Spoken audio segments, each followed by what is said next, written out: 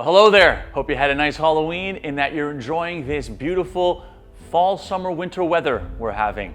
It's hard to keep track around here. So in October, we saw a couple of big news items hit Canadian real estate. First, we had a jumbo interest rate cut, and we also saw the federal government launch a new initiative that will make it much easier, in theory, for people to access funds to add secondary suites, aka rental suites, to their existing homes. So there's a lot going on right now, and we're going to tell you all about both of those developments, and of course, we'll also look at how the Ottawa real estate market fared last month and a whole lot more in your November 2024 Ottawa real estate market update. So grab yourself a drink and some leftover Halloween candy and let's get to it, shall we? So before getting into the Ottawa sales stats for last month, we're going to set the stage and talk a little about the Bank of Canada's recent jumbo interest rate cut. That big announcement came on October 23rd, which happens to be my cat's birthday, also my grandma's birthday. They're both kind of similar actually. They sleep a lot, they don't like change, can be a little judgy at times. Anyway, the Bank of Canada has been steadily cutting its interest rate, which is known as the overnight rate, since June of this year. But each of the bank's previous cuts, which came in June, July, and September, were quarter point cuts, which is a cool sounding way of saying they were cuts of 0.25% each. In October, however, the Bank of Canada decided to go all super cyan. That reference was for you, young people, and they cut the rate by a full half point, or 0.5%. So in the last 5 months, the Bank of Canada's rate has come down from 5%, where it had been for a while, all the way down to 3.75%. Now, two important reminders here. First, the Bank of Canada's rate is tied to variable rate mortgages only.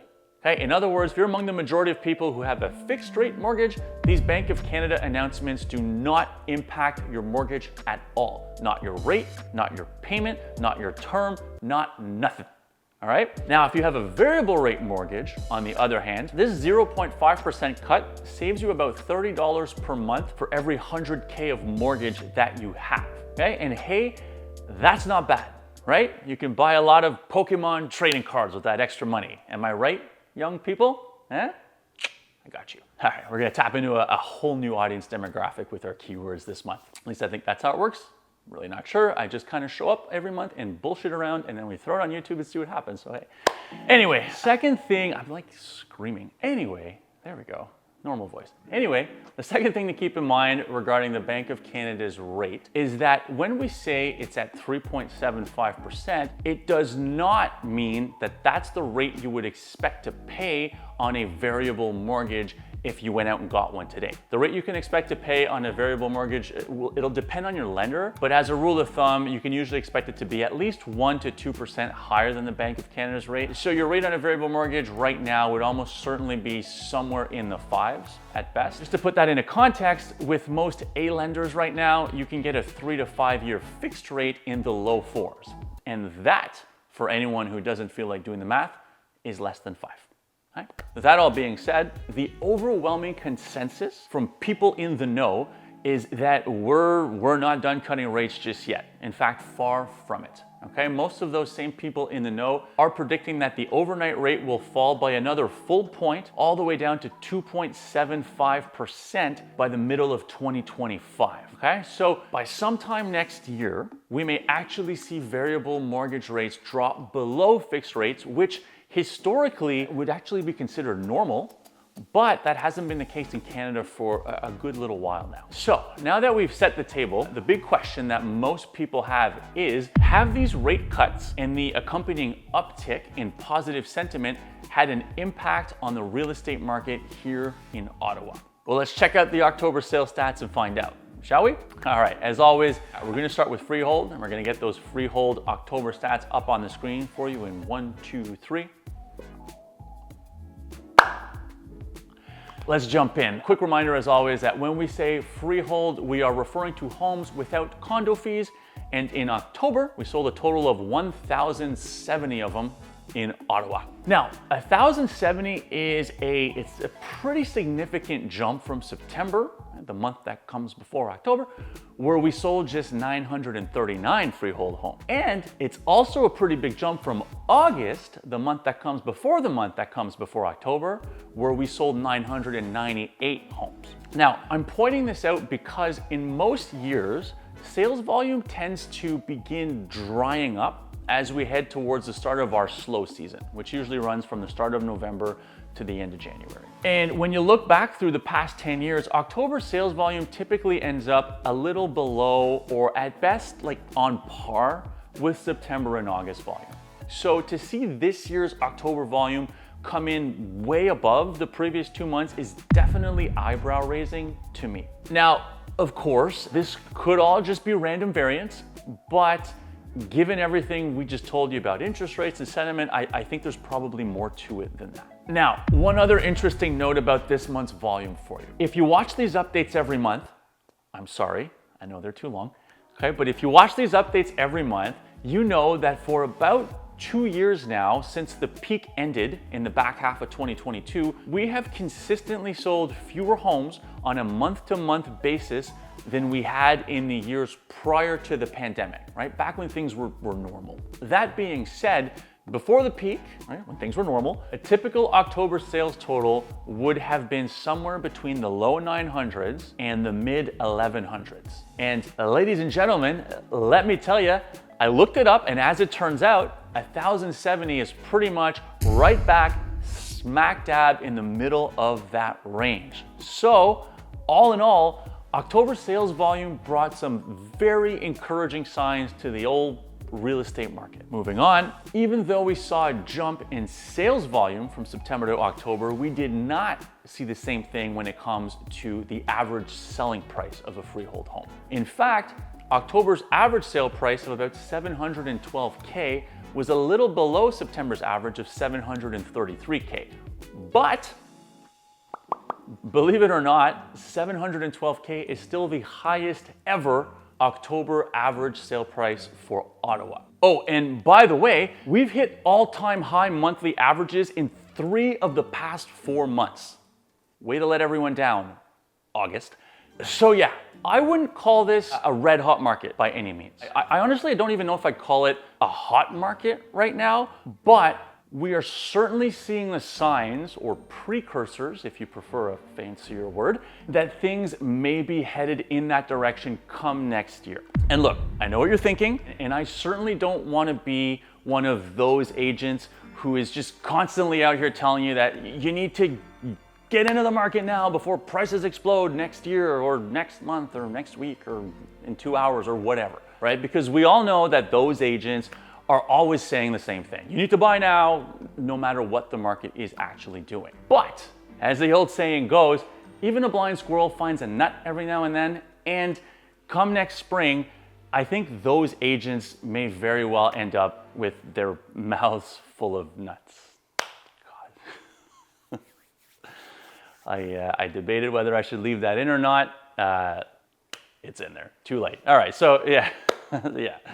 My advice, as always, is the same, and that's that you should buy when the timing is right for you. But, a lot of buts this month, it is also important to keep in mind that all of these rate cuts might not do you much good if prices just start shooting up again. And I do think it's important to weigh that factor as one that is probable now. Like, I really do, all kidding aside, okay? All right, moving on and wrapping up with Freehold here before they turn my channel off. We saw a pretty big drop in Freehold inventory in October. And quick reminder, when we talk about inventory, we're referring to a metric that accounts for both supply and demand all in one. We measure inventory in terms of months. And so when we say that we have, for example, 4 months of inventory, it means that that's how long it would take to sell all of our current listings based on the current absorption rate or the pace of the market. All right, so in October, we started off with 3.8 months of freehold inventory, and by the end of the month, we had dropped all the way down to 3.1 months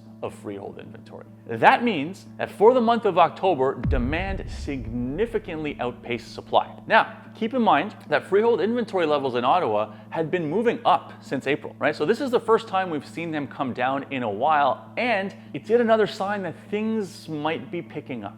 right? That being said, and just to play devil's advocate here, it's also important to keep in mind that late October is about the time of year where sellers who have stale listings, right? Like those are listings that have been on the market for a few months now without selling, right? Not my listings. But yeah, so October tends to be the time where a lot of these sellers with stale listings start dropping their asking price in order to just get it sold before the holidays, or it's about the time where they decide to take their property off the market altogether and try again next year. So with all this talk of how the market could be pretty hot next year, it's probably a smart bet for a lot of people who are trying to sell or who are planning to sell to just wait until next year if their circumstances allow it. Okay, so again, if you wanted to play devil's advocate, you could say that those are other factors which could also be contributing, at least in part, to the drop in inventory that we saw in October, maybe. Last but not least, our sales to new listings ratio in October came in at 59%, and homes that sold took an average of 35 days on the market to do so. So to recap, our inventory levels right now are in seller's market territory. Our sales to new listings ratio is technically in balanced market territory, but it's very, very, very, very, very close to the line. Anything above 60% would be considered a seller's market. We're at 59. Our days to sell is also in balanced territory, but it's on the lower end, right? Anything below 30 days there would be considered seller's market. So all in all, right now, I'd say our freehold market is still more of a balanced market, but it is certainly trending toward a seller's market. And of course, keep in mind that this is all still just a small sample size, and we're also headed into the slowest period of the year for real estate. So I would personally be surprised to see any major shifts occur in our market throughout the rest of 2024. But once again, signs are pointing to the strong possibility that we will see the market get hot again in 2025, maybe even red hot. Okay, so that'll do it for freehold. Now let's quickly tackle condos before digging into the Liberals' latest housing initiative to help people add income suites to their homes. But before we do that, of course, I'd like to take a moment for everyone's favorite tired gag. It's time to thank this month's Market Update sponsor. Ladies and gentlemen, this month's Market Update is brought to you by Canada Post. Canada Post, you're mailing it in, and so are we. All right, I actually love my mailman for what it's worth. So Rick, I doubt you're watching this, but if you are, that wasn't about you. You're great. Love you, buddy. All right, enough bullshitting. Let's get you those October condo stats up on the screen, shall we? Boom, there they are. All right.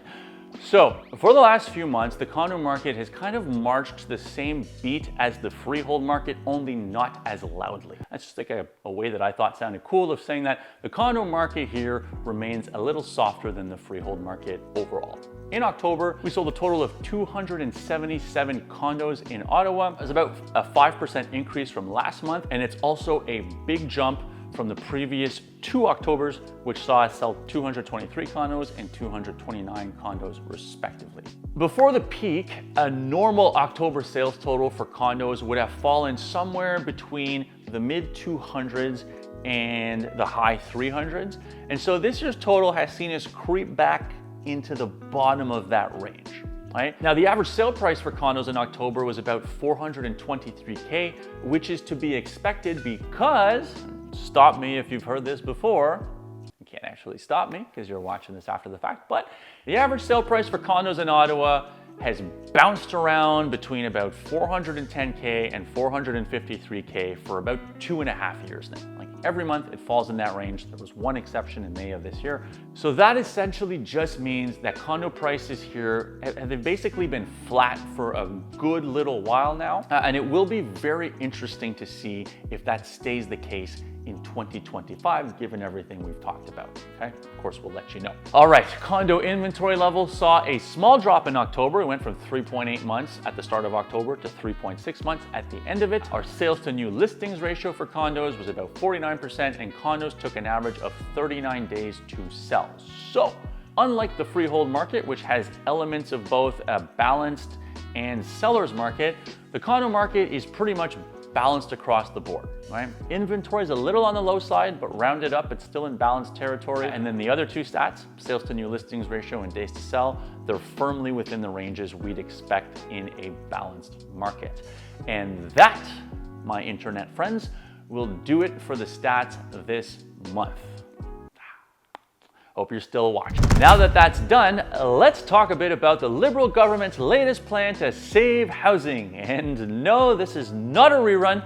It just seems like there's a new housing initiative every other week these days, and sometimes it's hard to keep up. The flavor of the month for October was secondary suites, aka rental suites, aka income suites. And what happened was that on October 8th of this year, the Liberals unveiled the secondary suite refinance program. Now, you may be asking, Serge, what'd that mean? Well, in a nutshell, the goal of this program, again, that's the secondary suite refinance program. So the goal of the program is to allow a homeowner to get an insured mortgage for up to 90% of their home's value for the express purpose of adding additional rental units to that home.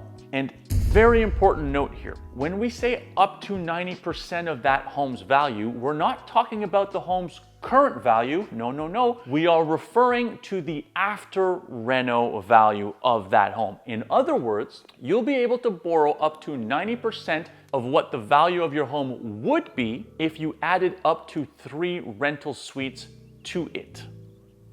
Okay, still with me? It's important to note that this program, which is set to be available as of January 15th, by the way, does have a few key stipulations. Okay, so first, they are setting a maximum property value limit of $2 million.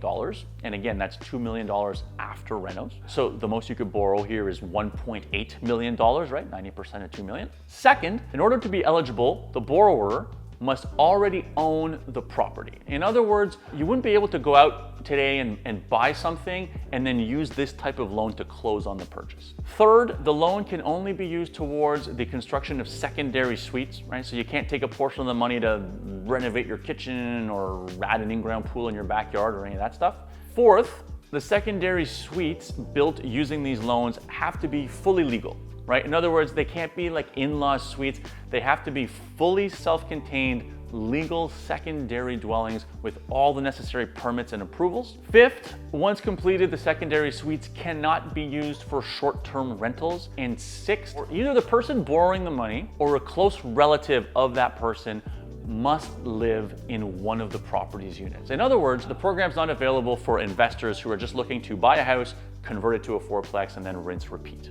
Okay? All right, so that's an overview of the program. Now here is what the Liberals had to say about their goals and reasons for rolling this program out. And this is a direct quote, no BS. The Liberals said new rental suites would provide more homes for Canadians and could provide an important source of income for seniors continuing to age at home.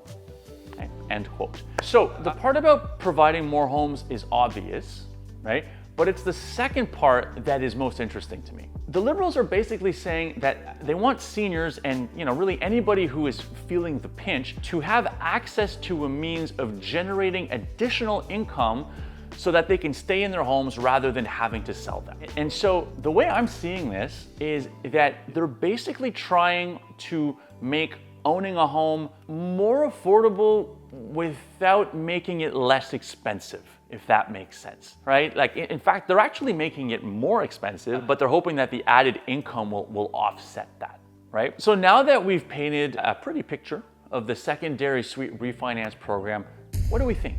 I'm gonna tell you what I think, and then I'd love to read your thoughts in the comments.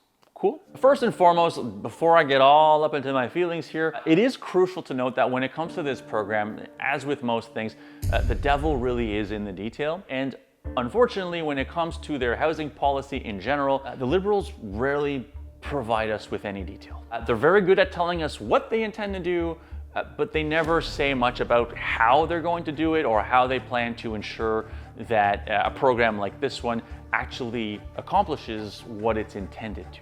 Okay, so long story short, we don't have any real info yet on how this program would actually operate. We don't have any information on what type of checks and balances the Liberals plan to have in place in order to prevent the program from being abused. We don't know how they intend to make sure the funds are being used for their intended purposes with all the right approvals in place. We don't know what the interest rates are going to be like. They haven't defined what qualifies as a close family member or even a short-term rental, and so on. So when we talk about how we feel about this, we're not going to go down this sort of theoretical rabbit hole. I don't want to run through a bunch of, if this, then that type scenarios. We'll just stick to what they've told us, which is that you will be able to borrow up to 90% of the after reno value of your existing home for the purpose of adding rental suites to it somehow.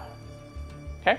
Now that that's out of the way, let me say first and foremost that I am in favor of anything that will create more housing, especially when it comes in the form of gentle density and with all the right permits and safety features in place, which is what this program is ultimately intended to do. So on that front, this could certainly be a very good thing. Also, as much as I love selling homes, I prefer when those sales are happy sales, right?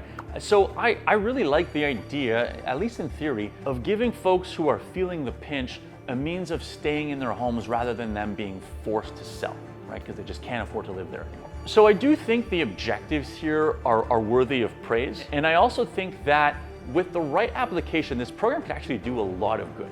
All right. That being said, I could also very easily see a policy like this leading to a ton of potential serious problems, right? Like so many problems. So I'm not going to go through all of my, concerns here, or questions and concerns, but I do want to talk about a few of the main ones. So first and foremost, and it kind of sucks to say, but I think it's almost inevitable that a program like this one is going to be misused and abused. I think you're going to see a lot of investors buy properties to live in and then convert them into fourplexes and then decide to move and then rinse and repeat. And some of you may say, well, who cares? At the end of the day, they're still creating new housing, and that's a fair point, but the problem is that the person who abuses this program is going to end up with a portfolio that is way over leveraged, right? And so if the real estate market has a downturn or the rental market slows down or interest rates start going up again, we could see a lot of these types of portfolios go into default, and very quickly, right? And if a bunch of insured mortgages start going into default, guess what happens to mortgage insurance premiums? Yeah, they go up, right? And that impacts a lot of borrowers, especially first-time buyers who are often already stretched. So I don't love that. Okay, so the second issue I see here is, do we really want to force or encourage a bunch of these little old ladies and grandmas and grandpas to become landlords just so they can afford to stay in their home? Is that really the best way of providing them with the means to stay in their home? And is this even really a good idea in the first place, right? I mean, for one, I think you're gonna end up with a bunch of crappy landlords, right? Who don't know the first thing about being landlords and who didn't even really want to be landlords in the first place. And also, even worse to me, is that a bunch of these little old lady, little old man, landlord by necessity types, they're going to become targets, right? They're going to be targets for bad tenants. And so if your grandmother was already having a hard time keeping up with her property taxes and her home maintenance costs and her utility bills, then tell me, what happens when you also tack on a mortgage and a tenant that hasn't paid rent in 6 months? Right? And that really brings me to the crux of the issue that I have with this type of policy. And that's that it's just kind of the same old story every time, right? The solution to challenges with affordability and to folks having too much debt is always just to give them more debt, right? And it's a house of cards. If your solution is to just keep piling on debt over debt over debt and kind of hoping that eventually the person is going to use the latest round of debt to sort of offset the previous rounds of debt, what you're really doing is you're just continuing to increase your level of risk, and then eventually you're inevitably going to hit a point where the whole thing just collapses, right? I mean, don't get me wrong, I think homes with secondary suites are phenomenal. Truly, I think they're great. I work with a ton of young, motivated buyers who, and not just young motivated, I work with a ton of motivated buyers who want to get into the market and who want to build equity fast and have more disposable income, right? And so for those buyers, homes with secondary suites can be a perfect product, right? And I've helped a ton of folks get into and or create that type of product over the years, and it's always served them extremely well. But when I work with buyers like that, the first thing we do when we find a property they like is we run the numbers without the rental income. And if they can't afford the monthly payments without the rental income, then we don't buy the property, plain and simple. And in 10 years, I've never had a client default on their mortgage, and I'm pretty proud to say that. I think you really have to err on the side of caution with this stuff, right? And in my opinion, if we just kind of blow the doors wide open and start letting people easily access these massive mortgages that they literally can't afford and that leave them with next to no equity, then in many cases, we're just going to end up giving people a way to lose their homes rather than a way of keeping them. Now, on a brighter note, if you want to make smart real estate moves, I might know a guy you can talk to. Give me a call or send me an email and I will be happy to put you in touch with him. It's me, I'm the guy. Thanks for watching, everybody. I'm Serge Papineau. That'll do it for this month. I look forward to seeing you next month.